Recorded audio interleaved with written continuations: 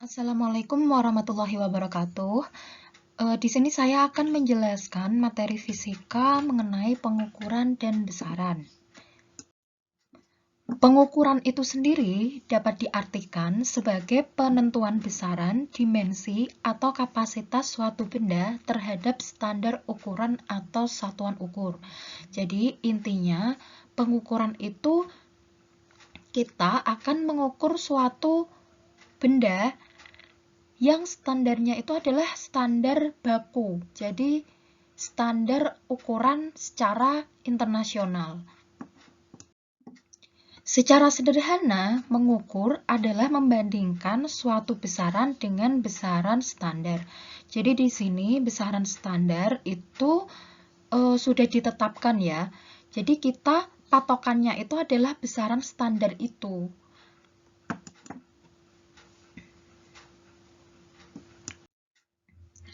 Nah, ketika melakukan pengukuran, tidaklah mungkin akan mendapatkan nilai yang tepat. Pasti muncul beberapa kesalahan. Nah, kesalahan yang disebabkan itu karena yang pertama adalah kesalahan umum. Itu biasanya adalah keteledoran dari pengukur. Umumnya disebabkan oleh keterbatasan pada pengamat di antara kurang terampil dalam menggunakan instrumen atau alat.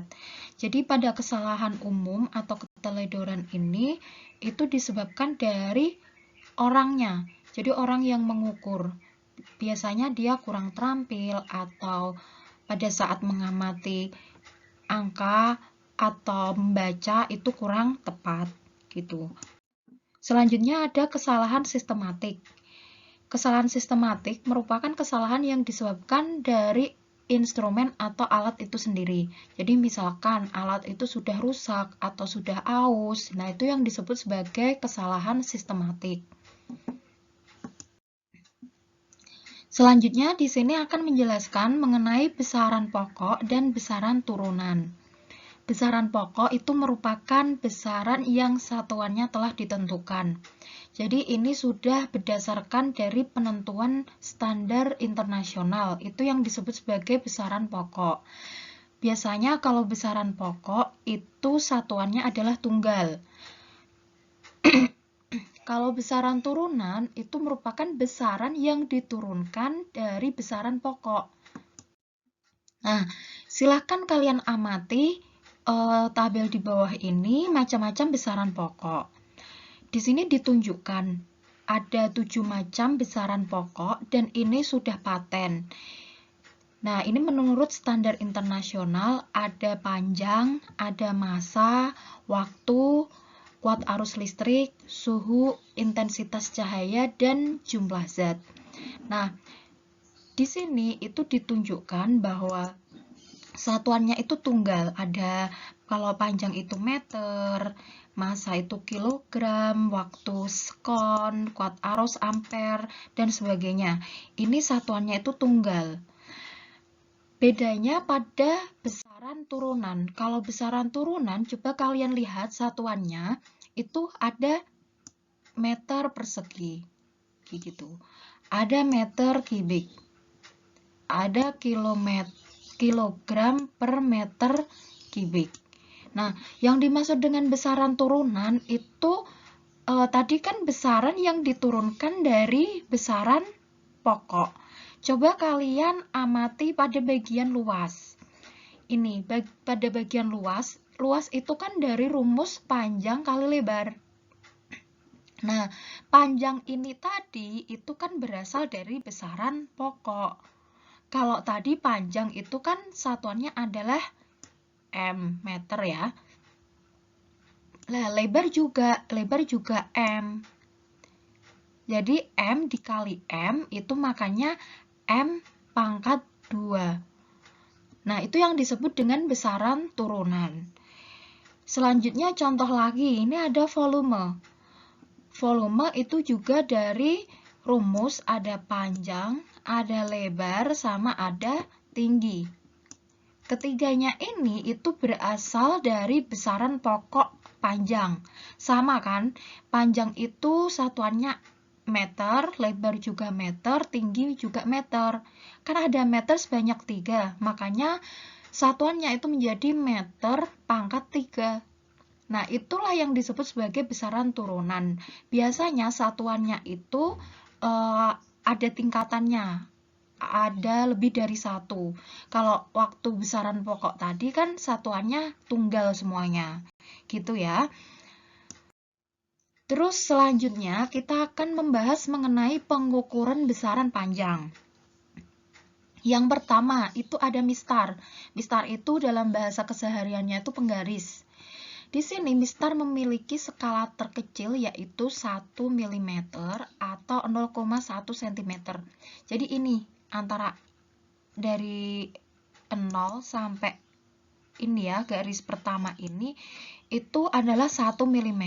Makanya di sini mistar atau penggaris itu dikatakan skala paling kecil itu adalah ini 1 mm gitu.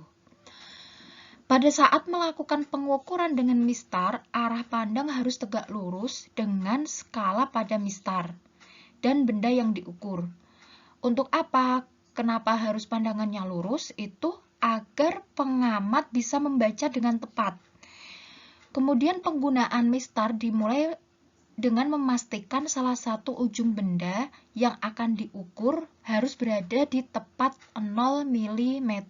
Contohnya pada pensil ini. Ini ujung pensil ini itu tepat berada pada angka 0 gitu ya. Jadi kalau mengukur menggunakan mistar atau penggaris itu harus diawali ujung benda itu berada pada 0 sini. Gitu. Terus selanjutnya jangka sorong. Nah, jangka sorong merupakan alat ukur panjang yang lebih teliti daripada mistar. Ketelitiannya itu bisa mencapai 0,1 mm atau 0,01 cm. Jangka sorong bisa digunakan untuk mengukur diameter luar dan dalam suatu cincin. Jadi kalau kalian mau ngukur diameter cincin itu lebih validnya menggunakan jangka sorong. Kemudian kedalaman bejana sempit serta ketebalan plat dan sebagainya. Nah, ini merupakan gambar dari jangka sorong. Jadi nanti bendanya, misalkan cincin itu ya yang akan kalian ukur, kamu tempatkan berada di sini. Nah, ini misalnya dianggap aja lingkaran. Nah, nanti kalian membaca. Terus kemudian kalau misalkan kalian ingin mengukur kedalaman suatu pipa atau suatu benda apapun, itu menggunakan ini. Bagian yang nomor 3 ini. Jadi nanti ini kan bisa ditarik. Ini bisa ditarik dan dia akan memanjang. Dia akan memanjang ke sana. Nah, itu untuk mengukur suatu kedalaman. Jadi kalau bagian nomor 1 ini, itu untuk mengukur diameter suatu lingkaran kayak cincin, terus uang koin, kayak gitu. Ini diameter yang luar ya. Itu menggunakan bagian nomor 1. Ini yang nomor 3 itu menggunakan untuk mengukur kedalaman suatu benda. Dan untuk yang nomor 2 itu juga diameter, tapi diameter bagian dalam. Jadi kalau kalian mau mengukur suatu cincin kayak gitu, nah bagian diameter luar itu bisa diukur menggunakan bagian nomor 1. Tetapi bagian yang dalam, diameter dalam itu menggunakan yang nomor 2. Jadi kan kalau kalian tahu cincin itu ada bagian luar dan bagian dalam itu diameternya itu akan berbeda. Nah, tempat pengukurannya itu juga berbeda. Tetapi sama-sama menggunakan jangka sorong gitu. Nah, ini untuk bagian-bagiannya bisa kamu baca sendiri nanti. Terus kemudian, nah ini cara membacanya. Bagaimana cara membaca jangka sorong?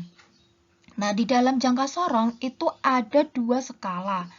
Ada skala utama, ada yang namanya skala nonius. Ini yang skala utama ini, yang besar. Yang ini, itu adalah skala utama. Nah, yang kecil ini, yang ini, itu adalah skala Nonius. Jadi ini kan dia baru mengukur suatu benda kayak apa ini, baut ya. Nah, cara membaca hasil pengukuran jangka sorong di atas adalah sebagai berikut.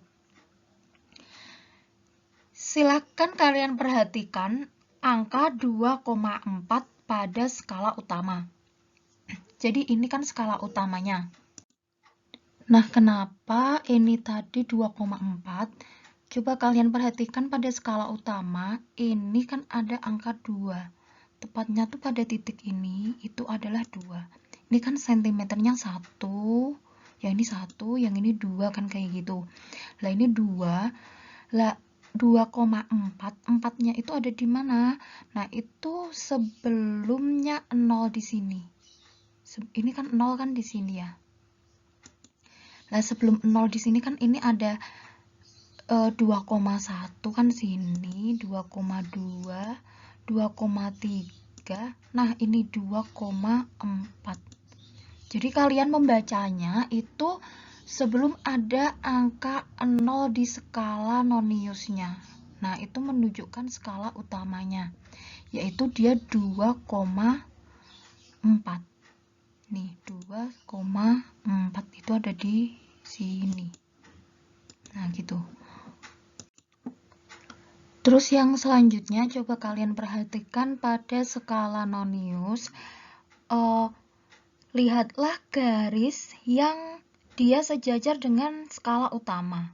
Nah, di sini ditemukan pada angka 7. Jadi ini skala Noniusnya, dia sejajar dengan skala utama di sini. Nah, di sini ya. Nah, daerah sini. Nah, itu dia tepatnya ada di angka 7. Makanya di sini karena 7 dan kenapa di sini dituliskan 0,07 itu karena 7 dikali 0,01. Nah, 0,01 ini itu dapat dari mana? Itu adalah ketelitiannya dari jangka sorong. Jadi untuk membaca jangka sorong, yang pertama itu kita membaca skala utama. Tadi kita dapatkan 2,4. Terus kemudian yang di skala Nonius, itu kita dapat angka 7. Angka 7 tadi itu adalah garis yang nanti dia sejajar sama skala utama. Nah, skala Noniusnya itu kamu kalikan sama 0,1. Makanya dia mendapatkan 0,07. Kemudian dari 2,4 ditambah 0,07, hasilnya adalah 2,47. Itulah cara membaca dari jangka sorong. Lalu, untuk alat ukur yang selanjutnya itu ada micrometer scope. Di sini micrometer scope merupakan alat ukur yang digunakan untuk mengukur panjang atau ketebalan suatu benda dengan tingkat ketelitian mencapai 0,01. Jadi micrometer scope ini lebih teliti daripada jangka sorong. Jadi ketelitiannya itu lebih kecil, gitu ya. Selanjutnya ini ada gambarnya. Kalian bisa membaca hasil pengukuran dari micrometer scope. Jadi micrometer scope itu bisa untuk mengukur ketebalan halaman buku, terus ketebalan satu helai rambut itu bisa diukur menggunakan micrometer scope. Nah, hasil pembacaannya coba kalian perhatikan gambar di samping. Kita perhatikan di micrometer scope itu juga ada yang namanya skala utama sama skala Nonius. Ini adalah skala utama, yang ini. Nah, yang ini adalah skala Noniusnya. Jadi yang bentuknya vertikal ini skala Nonius. Contoh pada pengukuran ini, coba kalian amati di skala utama itu ada angka sini, angka 13. Ini ada angka 13. Nah, tetapi di sini masih ada setengahnya. Jadi kalau baca ya, misalkan nih, ini 12, ini setengahnya. Jadi sini tuh 12 setengah. Ini sini 13. Lah, ini masih ada garis yang kelihatan, berarti 13 setengah. Makanya di sini dituliskan dari skala utama 13,5 mm. Kemudian skala noniusnya itu adalah garis-garis yang sejajar. Ternyata ditemukan di sini. Jadi garis pada skala nonius itu yang sejajar sama dengan garis di skala utama. Nah, ini kan ada angka 15 nih. Sini ada 15. Berarti di sini 16, ini 17. Jadi ada 17 strip. 17 dikali ketelitiannya itu mendapatkan 0,17. Ketelitiannya tadi kan 0,01 ya. Jadi 0,17 ini diperoleh dari 17 dikali 0,01. Nah, kemudian kita jumlahkan dari skala utama tadi kita peroleh 13,5 mm ditambah 0,17 mm. Sehingga memperoleh hasil 13,67 mm gitu. Oke, sekian itu penjelasan dari saya. Apabila kalian masih bingung, coba kalian pause videonya, kalian perhatikan, serta kalian boleh bertanya ke saya secara langsung maupun melalui WA pribadi. Terima kasih. Wassalamualaikum warahmatullahi wabarakatuh.